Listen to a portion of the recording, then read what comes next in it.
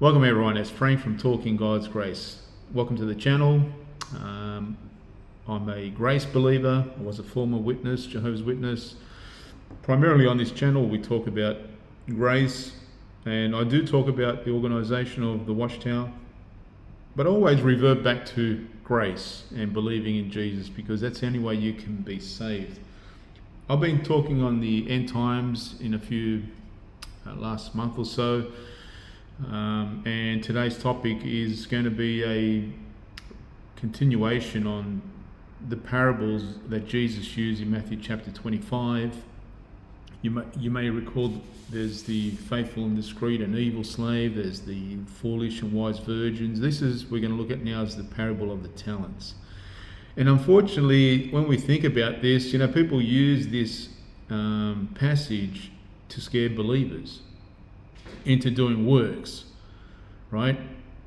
Because there's two have a favorable outcome, and the one Jesus calls it that the last one wicked or evil, lazy, and the outcome for that last one is the gnashing of his teeth and in darkness. Here's the thing, guys. I listened to different pastors and I read the Watchtower's interpretation. The Watchtower's interpretation is really interesting. They look at it like the first three parables only apply to the anointed group. The sheep and the goats then apply to the great crowd of other sheep without a covenant. That's very interesting. The evil slave and the in Matthew 24:45 to 49, with the faithful and discreet slave, and then there's an evil one. Well, that evil slave is just a lesson for the faithful guys, not to go wayward, or if any of them go wayward, have a look at that wayward person and learn from him or her bad mistakes.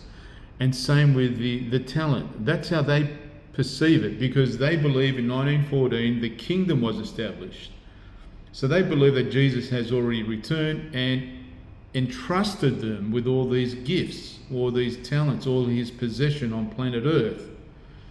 So therefore there can't be a getting rid of an evil person, right? Because they've already been judged as worthy. This is crazy, but that's what they believe. Now, I've listened to other preachers from the Baptists and other members of Christianity, and they have that. You're obligated. You've got to do your works. You've got to go out preaching, evangelism. Are you doing that, or are you going to be sluggish with your talents? Right? This parable that Jesus is talking about. Now, the talent is worth about 20 years worth of wages. This is what Jesus has entrusted them. Now remember, it's a parable. Okay, so let's not read too much into everything, but that's what it's worth. So it's a huge lump that Jesus gives to each of them. One got 5, one got 2, one got 1. Now the thing is with this is Jesus represents the man that's gone away, okay, and he comes back. But when he comes back, what does he find? And that's the story, right? What does he find? He finds one that buries the money that was given to him in the ground. The other two made it worthwhile. There was a return on the investment for Jesus, double for both, and he blessed them. But not the third one. The third one got kicked out. Now some say that's a believer. Now as we learnt in the 10 virgins, 5 were believers and 5 weren't. Well, same with here. Friends, one of the things we've got to realize is not everything in the scriptures is pointing to a believer. Remember, Jesus, as we said, Jesus is talking about the last days, his return, and he's finishing off in these parables about people and what they will do with the gospel when they hear it. Will they accept it or will they reject it? Those that reject it bury it because they have a distorted view of the gospel of grace. They just can't accept that. They want to be able to, it's like lot of people today, that can't be true. They just want to do something. They want to prove, like the Sermon on the Mount, where those people were saying, Lord, Lord, didn't we prophesy in your name? Didn't we do this in your name? Look what we did in your name. And the Lord says, and Jesus says, he will say to them, I never knew you. Because they never accepted Jesus. They never accepted grace. He is grace, right? They never accepted him. So this tells me that there are those that will accept Jesus. This parable is not about working, because the focus is on the money and what they will do with that, right? That's what the focus is on, not what type of work they're going to do. What is the money going to do? So that when they get the money, they invest it. But the other guy, the third one, puts it in the ground. He just digs a hole, leaves it there. And remember what he says about Jesus, or about the master when he returned. He says to him, Master, in Matthew 25:24. Well, before that, let's read that. He says, Master, I knew you a hard man, right? And then Jesus says to him, you wicked, lazy servant, you should have put my money on deposit with the bankers, so that when I return, I would have received it back with interest. So there's ways you can invest your money. Like you're saying there, Jesus said, mate, you should have just put it in the bank and let it accumulate. But the third servant didn't even do that, didn't even bother doing that. Instead, what he does was he sort of has a distorted view of the master, right?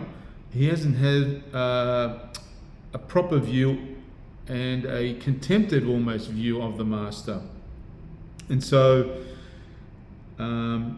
his response shows that he disregarded what the master had presented to him.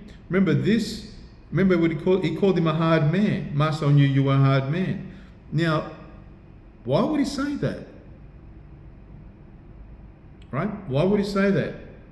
He got the gold for free. He got 20 years of wages for free. Imagine that. Imagine someone gave you 20 years of wages for free, and yet he calls him a hard man. What was, in today's terms, if you got 20 years of an income, you think you won the lottery, right? In fact, that's what they would say. Did you win the lottery? And so this was Jesus saying there is a way out, because they're servants, right? Saying they're servants. There's a way out to be a child, a son, right? Become part of the family. Here's a free gift. Now, what is the free gift that is on offer to everybody? All unbelievers. Believers know what it is, but unbelievers don't want to accept this. And that is a free gift of grace. It's not about work, you working for it. See, none of this in this parable, there's no work for the person. The person is invited to believe and rest. Put the money to work. That's your return on investment there. Accept grace and let grace work. Now, how does grace work? It works through you, because now you have the indwelling Spirit and Christ in you, and therefore grace will work through you. Remember, you're the branch and you're attached to the vine, and that's how you work. It's interesting, the people of Israel, the religious leaders of Israel are called trees. In fact, my old religion uses that example, that there are trees of righteousness. And what that references is to the elders or the anointed, right? Well, a tree is on its own, right? It wants to do things on its own. But we, as children, are not on our own. We don't want to do things on our own. In fact, Jesus says, no, you're attached to me now. And this is how you grow. You see, this guy, this evil slave, he said to the Lord that he was unreasonable and you should be playing by a different set of rules. He says, it's like he's saying, I don't want to be justified just by believing in you, right? I don't want to be justified that way. I want to show you. I want to be accountable in that sense, right? I want to do the works, like the Sermon on the Mount, where those people were saying, Lord, Lord, look at what we've done, etc., in your name. And he says, I don't know you. Get away from me. Because they didn't do the will of the Father. Remember what the will of the Father is in John chapter 6, verse 40? It's to believe in the Son. That's the will of the Father. And they failed to do that. And remember, he's talking to Jews who had a problem with believing Jesus. Right? They had a very big problem. So as he's outlining in Matthew 24 and 25, he's outlining his return. He was just showing through these parables that there will be people who will accept grace and people who will reject grace. And when you go through the New Testament, it's interesting, right? This is how we know that this evil slave is an unbeliever, someone who's rejected the gospel message, because none of the writers ever put a believer as being in darkness, as being evil, or calling them a sinner. Never. Right? Never. They're called saints, and they've been removed from darkness into the light, and now are kept by Jesus. Right? So they're children of light. They're not children of darkness. And Jesus says, I'll never leave you, I'll never forsake you. The love of God, nothing can separate from you, the love of God, nothing can separate you from the love of God. And so why would people then start to say, or Christianity assume that Jesus is now referencing believers, that they're going to be kicked out? The only reason why they would do it is to push the lie that you can lose your salvation unless you keep working. So therefore, if I'm part of a religion, you know what I'm going to do? I'm going to be sitting there going, I better do what my brothers and sisters say in this organisation, because I don't want to be left out. But that's not the point.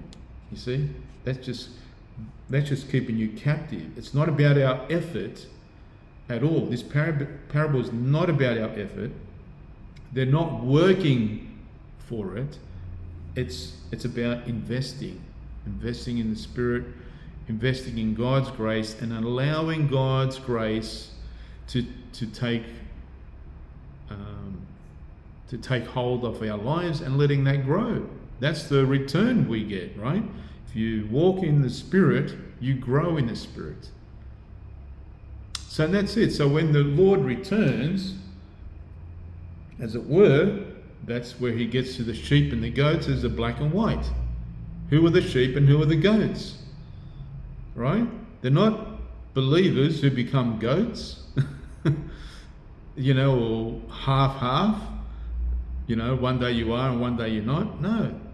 Because once you're sealed in the Spirit, once you've accepted grace and you're sealed, you are good, ready to go. You're part of the family. You're not part of a missed opportunity, or you're missing the opportunities, or one day you're in and one day you're out of the family. No, once you're in, you're in. That's it. So the parable, some want to say, well, it's about, as I was saying to you, they try to use it as a way to spur on people to do things. Otherwise, the Lord will be angry with you. Again, that's not the case. We can't box God in a corner and make him feel indebted to us, right? That's what religion tries to do. The gospel's not like that. The lazy guy was thrown out into the darkness. He wasn't a believer, friends, because the Father nor the Lord will do that to his kids.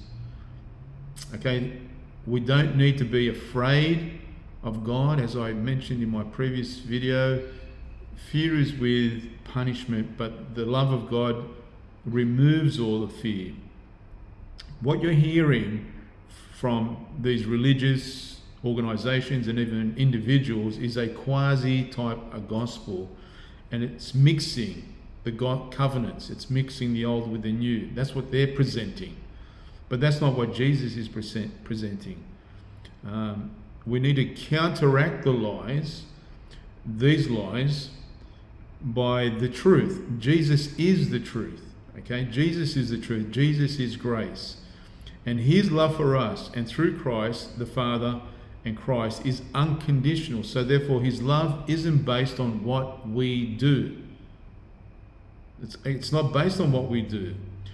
Romans 5:8 tells us that the Father loved us before we even became believers, right? That's what it says.